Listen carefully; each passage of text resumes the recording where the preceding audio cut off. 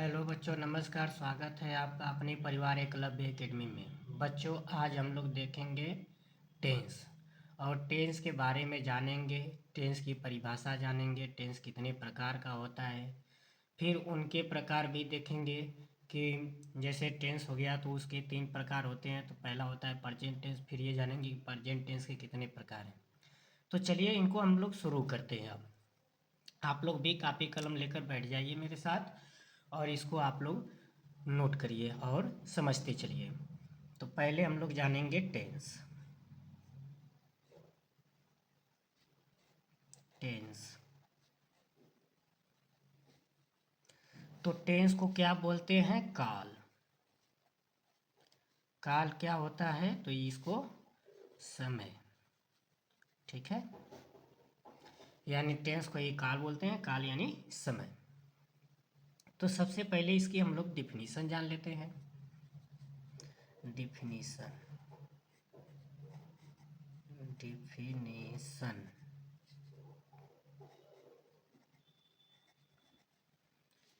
Definition यानी परिभाषा। परिभाषा डिफिनीशन यानी परिभाषा। तो सबसे पहले परिभाषा देख लेते हैं टेंस का। तो इसको नोट डाउन करेंगे। डिफिनीशन टेंस की, विच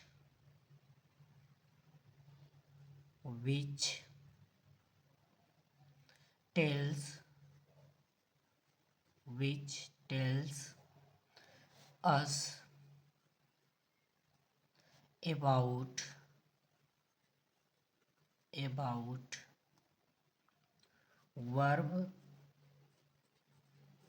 about verb the timing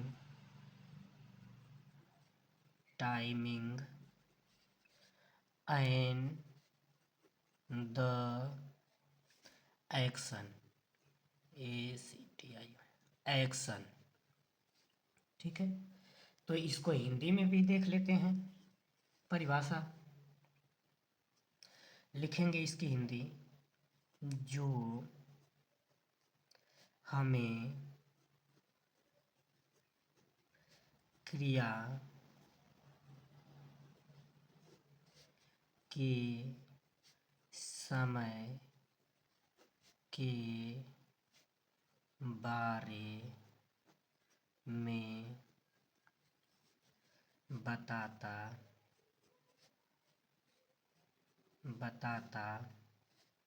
है, उसे टेंस कहते हैं। उसे टेंस कहते हैं। टेंस कहते हैं, ठीक है। अब देखेंगे टेंस के प्रकार। तो चलिए टेंस के प्रकार देखते हैं। काइंड्स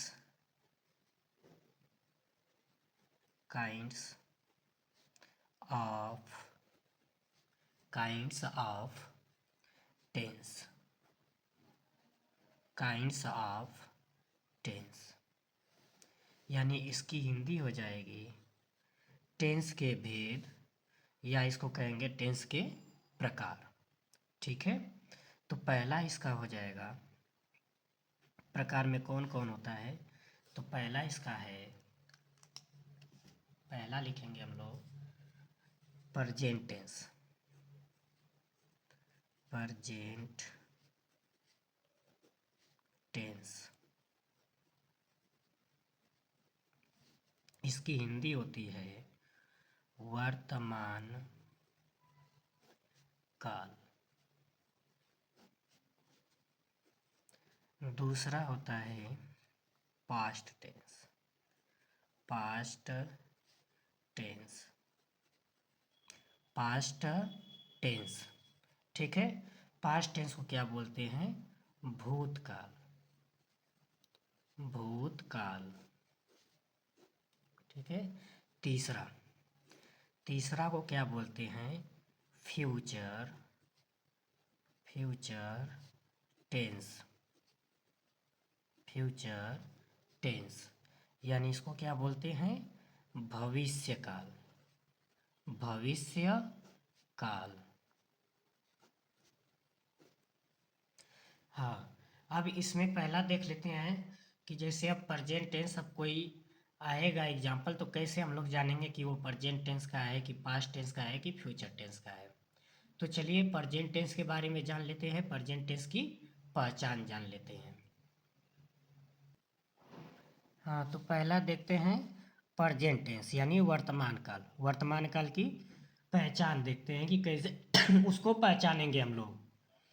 तो पहचान में लिखेंगे यानी प्रेजेंट टेंस में, ठीक है, जिस जिस हिंदी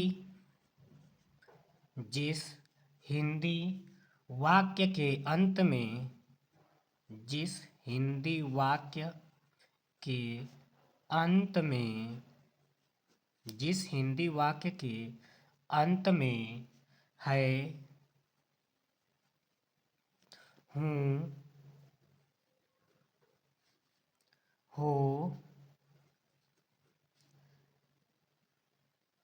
लगा होता है लगा होता है लगा होता है वह प्रेजेंट टेंस कहलाता है। वह प्रेजेंट टेंस वह प्रेजेंट टेंस का कहलाता है या वाक्य का वाक्य होता है। ठीक है, अब इसका सहायक क्रिया देख लेते हैं। सहायक क्रिया, तो हेडिंग डालेंगे आप लोग सहायक क्रिया। तो सहायक क्रिया इसकी क्या क्या होती है? इज, एम, आर, ठीक है, is, am, are, has, have, is, am, are, has, have, do, does, do, does, has been, has been, have been, have been. अब दूसरा हम लोग देखेंगे पास्ट टेंस। हाँ, तो दूसरा देखते हैं पास्ट टेंस। आप लोग हेडिंग डाल लेंगे पास्ट टेंस। तो चलिए पास्ट टेंस की पहचान देखते हैं। लिखेंगे हिंदी वाक्य के हिंदी वाक्य के अंत में हिंदी वाक्य के अंत में हिंदी वाक्य के अंत में था, थी, थे शब्द शब्द लगा शब्द लगा होता है लगा होता है वह वाक्य पास्ट वह वाक्य पास्ट टेंस वह वाक्य पास्ट टेंस का वाक्य होता है का वाक्य होता है। अब इसकी सहायक क्रिया देख लेते हैं। सहायक क्रिया क्या क्या है? सहायक क्रिया सहायक क्रिया, तो सहायक क्रिया हेडिंग डालेंगे और लिखेंगे इसमें was, were, had, was, were, had, did, had been, had been. अब हम लोग तीसरा देखते हैं, फ्यूचर टेंस। तीसरी हेडिंग हो जाएगी future tense. Future tense.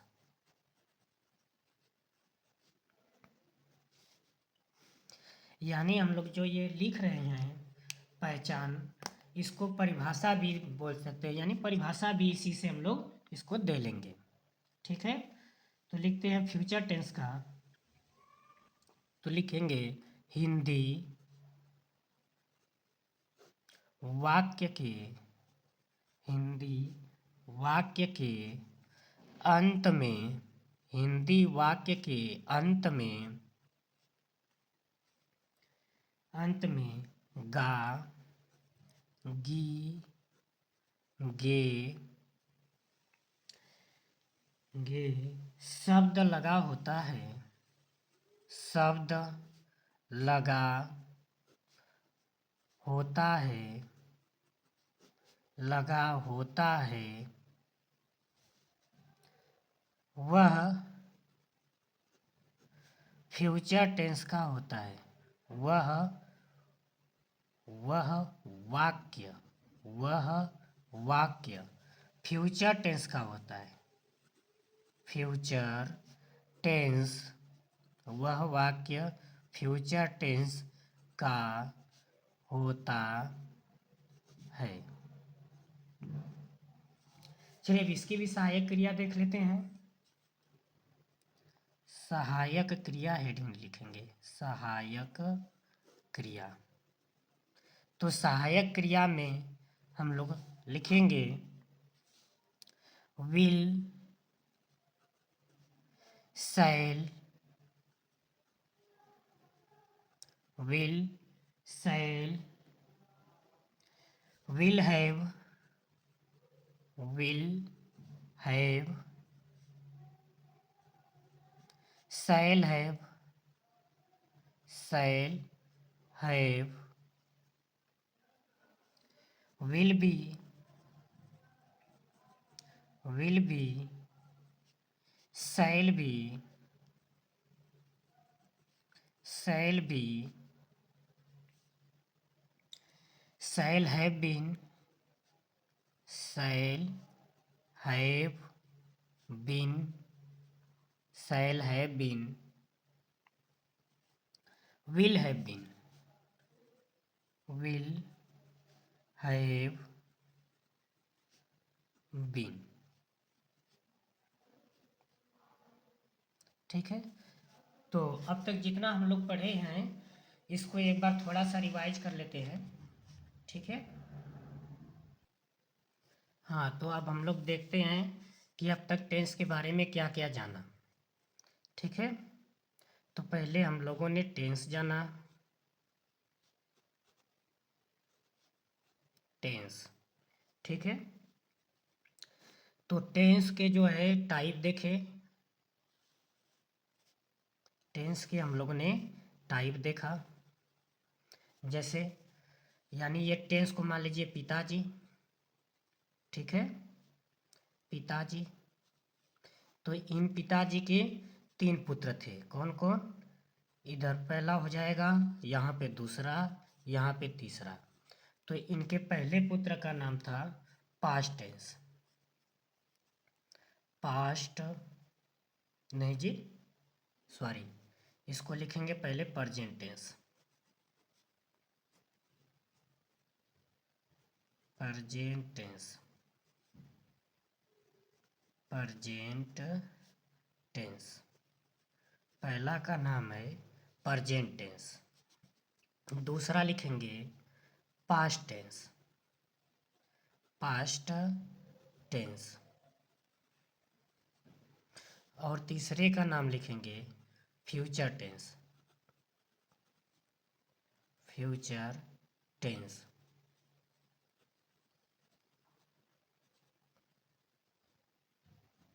Future tense.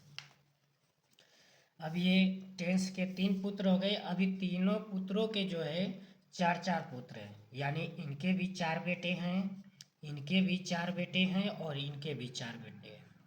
यानी टेंस जो है 3 प्रकार में बटा, फिर यहाँ से ये 4-4 यानी 4, 4 दूना की 8, 4 तेईस 12। अब यानी ये 12 भाग पढ़ना होता है। ठीक है, तो चलिए इनका नाम देख लेते हैं। हाँ, तो इनके 4 बेटे, जैसे प्रेजेंट टेंस हो गया तो प्रेजेंट टेंस के 4 पुत्र। प्रेजेंट इंडिफिनिट टेंस, दूसरे पुत्र का नाम था प्रेजेंट कंटीन्यूअस टेंस, तीसरा पुत्र था प्रेजेंट परफेक्ट टेंस और चौथा हो जाएगा प्रेजेंट परफेक्ट कंटीन्यूअस टेंस। ठीक है, तो ये प्रेजेंट टेंस के हो गए। इसी तरह पास्ट टेंस का भी हो जाएगा। तो प्रेजेंट की जगह सब क्या हो जाएगा, पास्ट, जैसे past indefinite tense, past continuous tense, past perfect tense, past perfect continuous tense.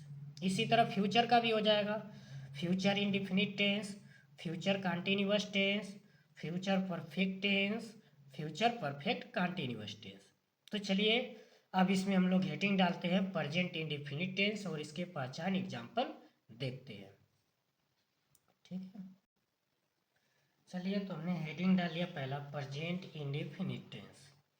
तो पहचान में लिखेंगे जिन वाक्यों के अंत में ता है, ती है, ते है, ता हूँ आदि शब्द आते हैं वह प्रेजेंट इंडिफिनिट टेंस कहलाता है। यानी जैसे राम पुस्तक पढ़ता है, तुम विद्यालय जाते हो। ठीक है, तो इसमें आ रहा है ना ता है, ते हैं। और अब इसमें पहले देखेंगे हम लोग अफर्मेटिव सेंटेंस यानी सकारात्मक वाक्य।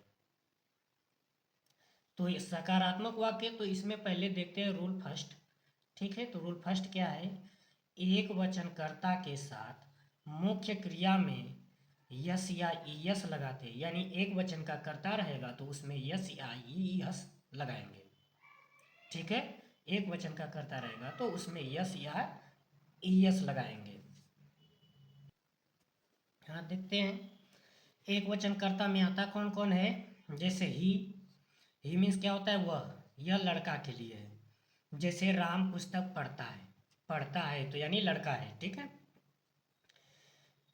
नहीं सॉरी, राम नहीं, जैसे वह पुस्तक पढ़ता है तो वह के लिए ही का प्रयोग होगा, पढ़ता है तो यानी लड़का है तो यहाँ पे ही लग जाएगा।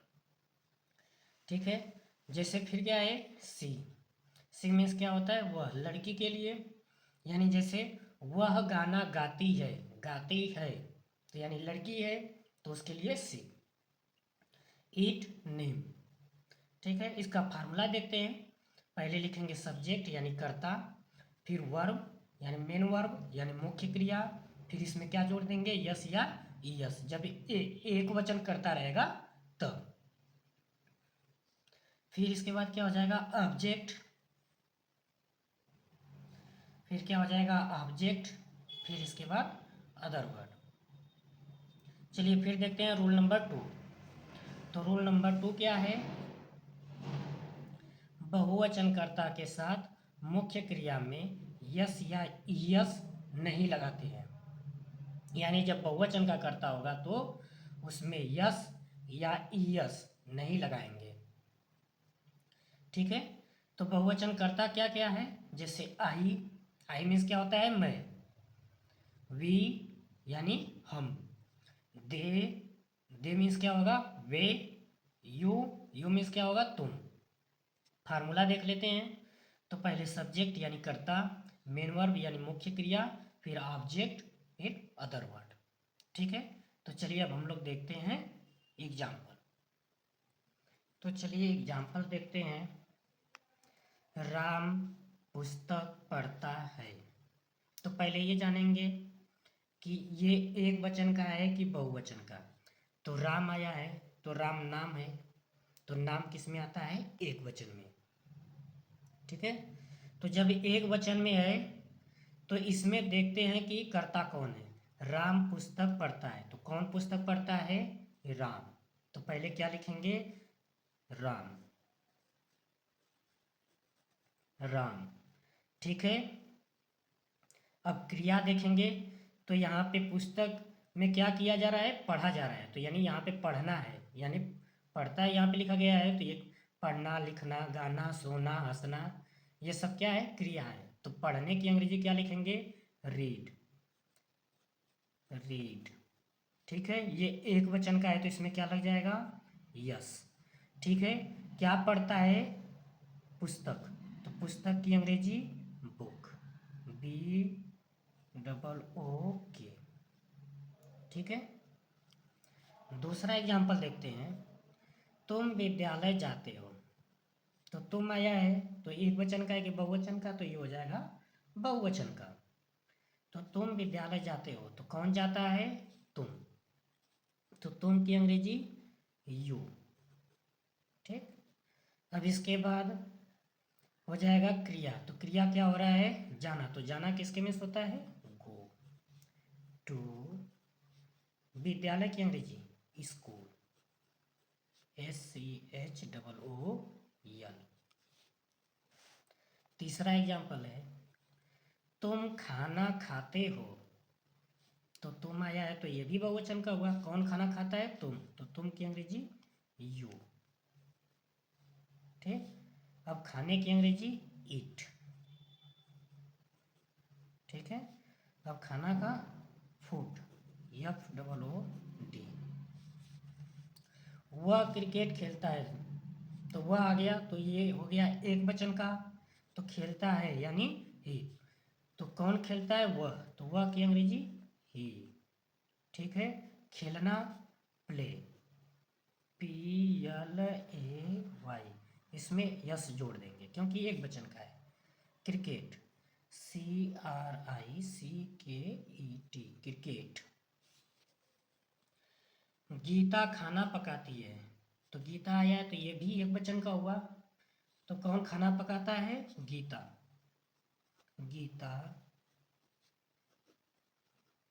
ठीक है, अब पकाने की अंग्रेजी कुक, COOKS, कुक्स। इसके बाद खाना का हो जाएगा फूड, FOOD।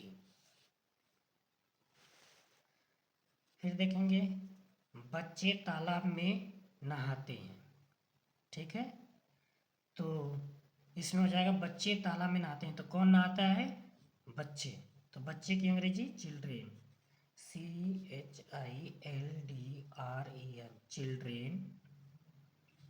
नहाने की अंग्रेजी क्या हो जाएगा, बाथ। ठीक है, कहाँ नहा रहे हैं, तालाब में, तो in the pond, full stop. अगर ये वीडियो आपको अच्छी लगी हो तो इसे आप लाइक कीजिए, सब्सक्राइब कीजिए एंड शेयर कीजिए। जय हिंद।